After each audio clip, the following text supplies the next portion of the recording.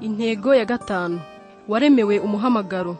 Imbuto z'umukiranutsi ni igiti cy'ubugingo, kandi umunyabwenge agarura imitima. Imigani igice cya 11 umurongo wa 30. Umunsi wa 36, waremewe kujyana ubutumwa. Uko wantumye mu isi, nanjye niko nabatumye mu isi. Yohana igice cya 17 umurongo wa 18. Ikiza mbere y'ibindi kuri jye ni ugusohoza ubutumwa nahawe, nkarangiza umurimo nahawe n'umwami Yesu. Ibyakozwe n'intumwa igice cya 20 umurongo wa 24. Waremewe kujyana ubutumwa. Imana irimo gukora mu isi kandi ishaka kuyisanga ugafatanya nayo. Uwo murimo nibwo butumwa washinzwe. Imana ishaka kugira umurimo mu mubiri wa Kristo, ariko ukajyana n'ubutumwa mu isi. Umurimo wawe ni ibyo ukorera bizeye, ariko ubutumwa ni ugushyira abatizera. Gusohoza ubutumwa mu isi niyo ntego ya gatanu Imana yari ifite ikuremo.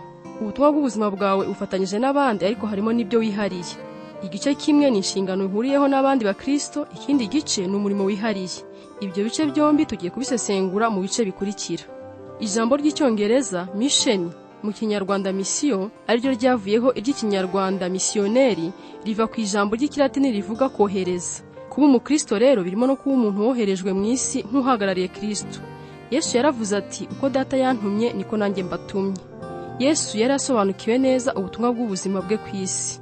Afite imyaka 12 yaravuze ati, nkwiriye kuba mu bya data. Imyaka 21 nyuma yaho, ubwo yasambaga ku musaraba, aravuga ati, byose birarangiye. Nk'ibifuniko by'igitabo, izo nteruro zombi zikikije intangiriro n'iherezo ry'ubuzima bwakoreshejwe neza, ubuzima bufite intego. Yesu yasohoje ubutumwa se yari yaramuhaye. Ubutumwa Yesu yari afite ari hano ku isi, ubu nitwe twabusigaranye kuko turi umubiri wa Kristo.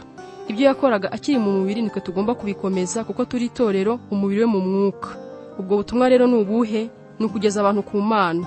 Bibiliya iravuga ngo Kristo yiyunze natwe, arangije aduha ubutumwa bwo kubwira abandi ngo nabo biyunge nawe.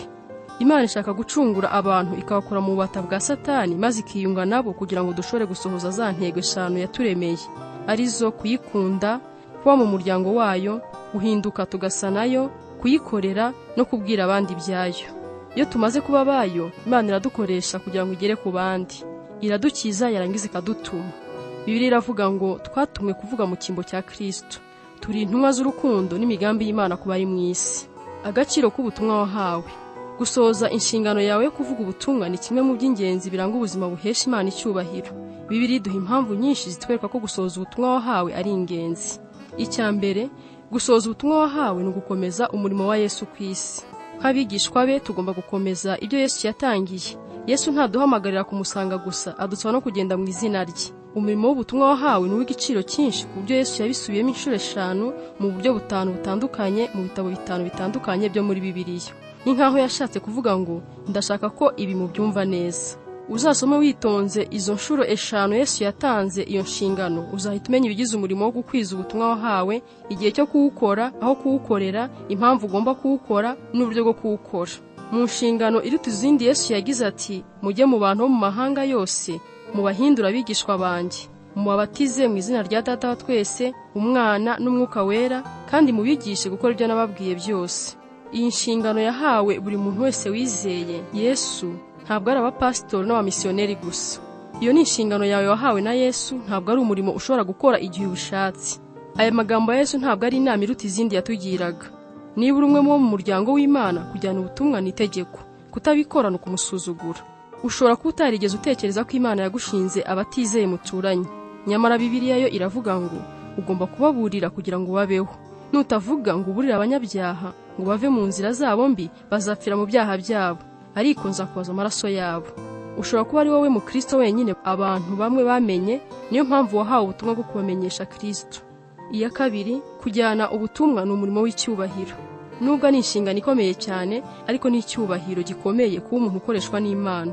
Pawulo yabivuze neza aho agira ati, Imana yaduhaye icyubahiro gikomeye cyo kuburira abantu bose ngo baze mu mbabazi zayo biyunge nayo. Umurimo wawe wo kujyana ubutumwa urimo ibintu bibiri by'icyubahiro, gukorana n'Imana no guhagararira Imana.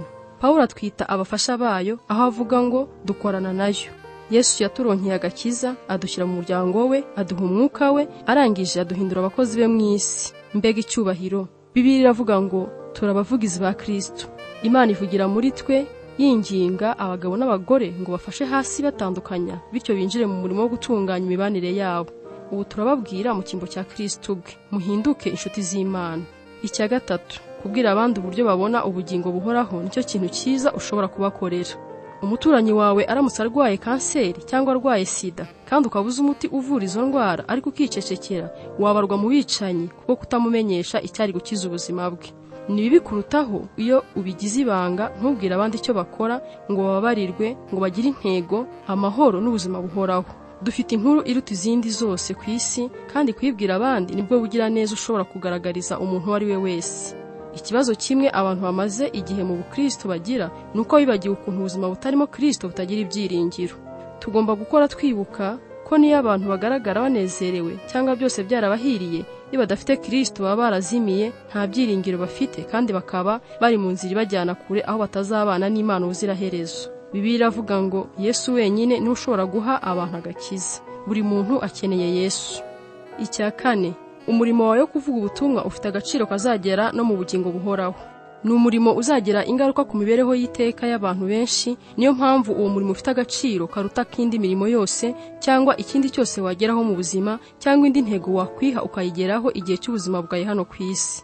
Imbuto z'umurimo wawe wo kuvuga ubutumwa zizahoraho iteka, imbuto z'akazi kawe ntabwo zizahoraho.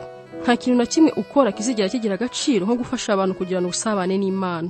Niyo mpamvu tugomba gukora uyu murimo tutazarira.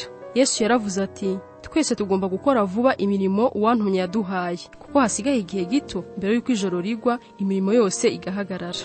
Amasaha yo gusohoza inshingano yawe yo kujyana ubutumwa arimo arahita. Ntiwongere gutinda n'undi munsi n'umwe. Ihutire gutangira umurimo wawe wo kugeza ubutumwa ku bandi none.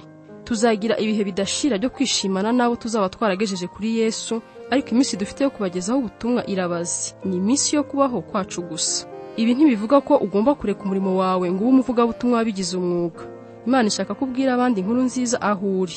Niba uri umunyeshuri, umubyeyi, nyina w'abana, umwarimu w'ishuri ry'incuke, umucuruzi, umuyobozi w'ikigo cyangwa ikindi cyose waba ukora, ugomba guhora ureba abantu Imana ishyira mu nzira yawe, bityo ikabigukingurira urugi rwo kubagezaho ubutumwa bwiza. Icya gatanu, umurimo wo gukwiza ubutumwa uha agaciro ubuzima bwawe. William James yaravuze ngo uburyo bwiza bwo gukoresha iminsi yo kubaho kwawe ni ukuyikoresha ikintu kizasigara igihe utakiriho. Mu by'ukuri ubwami bw'Imana bwonyine nibwo buzahoraho iteka. Ibindi byose amaherezo bizashiraho. Niyo mpamvu tugomba kugira ubuzima bufite intego, ubuzima bweguriwe guhimbaza Imana, ubusabane n'abandi, gukura mu mwuka, gukorera Imana no kubwiriza ubutumwa tugasohoza umuhamagaro wacu ku isi. Imbuto z'iyo mirimo zo zizahoraho iteka ryose. Nudashobora gusohoza umurimo Imana yaguhaye hano ku isi, uzaba warapfushije ubusa iminsi Imana yaguhaye kubaho hano ku isi. Paulo yaravuze ngo ubuzima bwanjye nta gaciro bufite keretse iyo mbukoresheje musohoza umurimo nahawe n'Umwami wacu Yesu, umurimo wo kuvuga ubutumwa bwiza bw'ubugiraneza n'urukundo bitangaje by'Imana yacu. Hari abantu hano ku isi batazagira undi ubagezaho ubutumwa uretse wowe, kubera aho uba n'icyo Imana yaguhaye kuba cyo. Umuntu umwe wenyine najya mu ijuru kubera wowe, iminsi yo kubaho kwawe izaba yaragize umumaro mu buzima bw'iteka. Utangire wubura amaso urebe aho Imana yakohereje kuvuga ubutumwa, maze ujye usenga uti, Mana, ninde wanshyize mu nzira yanjye ngo mubwire ibya Yesu? Icya gatandatu, gahunda y'Imana yo gushyiraho iherezo ku mateka y'isi ijyanye n'uburyo tuzarangiza umurimo wacu wo kuvuga ubutumwa. Uyu munsi usanga abantu benshi bashishikariye kumenya ibyo kugaruka kwa Yesu n'imperuka y'isi. Ibyo bizaba ryari? Igihe gito mbere y'uko asubira mu ijuru, abigishwa ba Yesu bamubajije icyo kibazo, kandi igisubizo yabahaye kiduhishurira byinshi. Yarababwiye ati, ibyo si ibyanyu kumenya iby'iminsi cyangwa ibihe Data yagennye. Icyakora muzahabwa imbaraga Umwuka Wera nabamanukira, kandi muzaba abagabo kumpamya i Yerusalemu n'i Yudaya yose n'i Samariya no kugeza ku mpera y'isi. Abigishwa bo bashaka kwivugira ku by'ubuhanuzi, Yesu ahita abagarura ku ivugabutumwa. Yashakaga ko bashyira imbaraga zabo ku murimo bahawe wo kubwira ubutumwa bari mu isi. Ni nkaho yababwiye mu yandi magambo ati, ibyerekeye kugaruka kwanjye byose ntabwo bibareba. Ikibareba ni umurimo wo kujyana ubutumwa n'abasigiye. Ibyo aba ari byo mwitaho. Kujya impaka z'urudaca ku gihe cyeruye cyo kugaruka kwa Kristo ni uguta igihe, kuko Yesu ubwe yarivugiye ati, ariko uwo munsi n'iyo saha ntawe ubizi, naho baba abamarayika bo mu ijuru cyangwa umwana, keretse Data wenyine. Ubwo Yesu ubwe yivugiye ko atazi uwo munsi n'iyo saha, kuki wakwigora ugerageza kubimenya? Ariko hari kimwe tuzi tudashidikanya, Yesu ntazagaruka mbere y'uko buri muntu wese Imana ishaka ko yumva ubutumwa bwiza atari yabwumva. Yesu yaravuze ngo ubutumwa bwiza bw'ubwami bw'Imana buzigishwa mu mahanga yose ku isi, nibwo imperuka izahera ko ize. Niba ushaka ko Yesu aza atebutse, wihatire kurangiza umurimo wawe wo kuvuga ubutumwa aho gukoresha igihe cyawe ushaka gusobanura ubuhanuzi. Biroroha cyane kurangara no kuva mu nzira yo kujyana ubutumwa, kuko Satani yifuza ko wakora ikindi cyose ubonye upfa kudaha abandi ubuhamya bw'agakiza kawe. Azakureka ukora ibintu byose byiza bishoboka, bipfa kuba ari ntawe bigeza mu ijuru. Ariko igihe uzaba wafashe umugambi wamaramaje kubwiriza ubutumwa, uzitege ko Satani azagutega ibirangaza byinshi. Ibyo nibikubaho, uzibuka aya magambo ya Yesu ngo umuntu wese uzemera kurangara akibagirwa umurimo namugeneye ntazaba akwiriye guhabwa ubwami bw'Imana. Bizagusaba iki ngo usohoze umurimo wawe wo kujyana ubutumwa? Kugira ngo usohoze umurimo wawe wo kujyana ubutumwa, bizagusaba gushyira hasi gahunda wishyiriyeho, ukemera kugendera muri gahunda Imana izakorera ubuzima bwawe. Ntabwo ushobora gufata uwo murimo ngo uwutendeke ku bindi bintu uzaba warahaye intebe mu buzima bwawe. Ugomba kugeza aho uvuga nka Yesu uti, Data, bibe uko ushaka, bye kuko nshaka. Ugahara uburenganzira bwawe, ibyifuzo byawe, inzozi, intego zawe n'imigambi yawe byose ukabimwegurira, ukabishyira mu biganza bye. Ugahagarika gusenga ya masengesho yirebaho avuga ngo Mana umugisha ibyo nshaka gukora. Senga amasengesho ayegurira byose, nko kugira uti Mana umfashe gukora ibyo ushaka guha umugisha. Ni nko gufata urupapuro rwanditseho ubusa wasinyeho izina ryawe, ukabwira Imana uti noneho uzuzaho ibyo ushaka. Nibyo Bibiliya ibitubwira igira iti, mwitange mwihe Imana ingingo zanyu zose, kugira ngo zibe ibikoresho mu biganza by'Imana, kugira ngo izikoreshe gusohoza imigambi yayo myiza. Niba wiyegurira gusohoza intego z'ubuzima bwawe utizigamye ku cyo byagusaba cyose, uzabona umugisha w'Imana mu buryo bugerwaho n'abantu bake gusa. Nta kintu Imana itakorera umugabo cyangwa umugore witangiye kubaka ubwami bwayo. Yesu yaduhaye isezerano agira ati, Imana izaguha ibyo ukena byose byo kukubeshaho buri munsi nuramuka uyeguriye ubuzima bwawe, kandi kubaka ubwami bwawe bigahinduka intego ya mbere y'ubuzima bwawe. Nibura undi umwe uzaniye Yesu. Data yari umupasitori igihe kirenze imyaka 50, kenshi yakoze mu dutorero duto cyane tw'ahantu h'ibyaro. Yari umwigisha usanzwe, ariko yari umuntu witeguriye kuvuga ubutumwa. Kimwe mu byo yakundaga gukora kwari ukujyana amakipe y'abakorerabushake bakajya mu bihugu by'amahanga bikenye kubaka insengero z'amatorero y'abakiri mato atishoboye. Mu gihe cye Data yubatse insengero zirenga 150 hirya no hino ku isi. Mu 1999 nibwo Data yitabye Imana azize indwara ya kanseri. Mu cyumweru cye cya nyuma indwara yaramurembeje imubuza gusinzira hafi amasaha 28, kandi ntiyari akimenya neza ibimukikije. Uko yarotaga yakomezaga kuvuga cyane ibyo yabaga arota byose. Ibihe namaze nicaye iruhande rw'igitanda cye byampishuriye byinshi kuri Data kubwo kumva inzozi ze gusa. Yagendaga asa n'usubira muri buri mushinga wo kubaka insengero umwe ku wundi. Ijoro rimwe byegereje umunsi wo gutaha, icyo gihe nari kumwe n'umugore wanjye n'umwishywa wanjye twicaye iruhande rw'igitanda cye. Data yagize atya asa n'ugaruye imbaraga, areguka nk'ushaka kuva mu gitanda.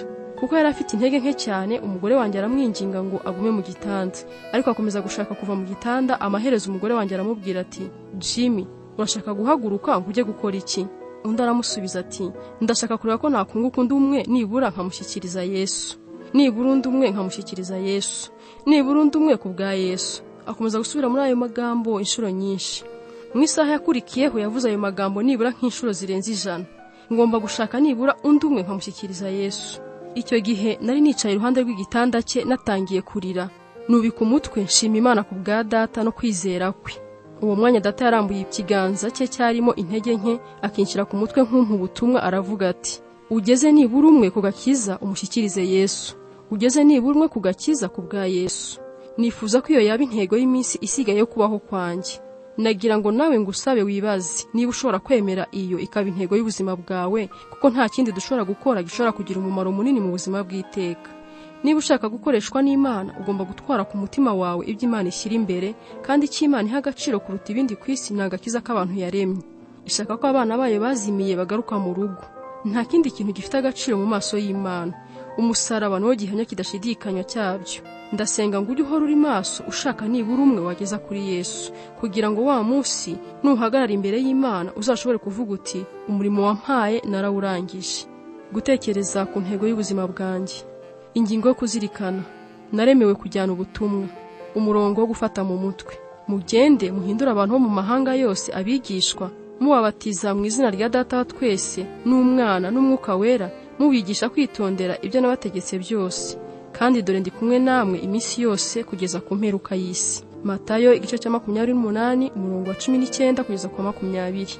Ikibazo cyo gutekerezaho: ni ibiki bintera ubwoba bikambuza gusohoza inshingano yo kubwira abantu ubutumwa Imana yampaye? Niki kimbuza kugeza ku bandi inkuru nziza y'agakiza?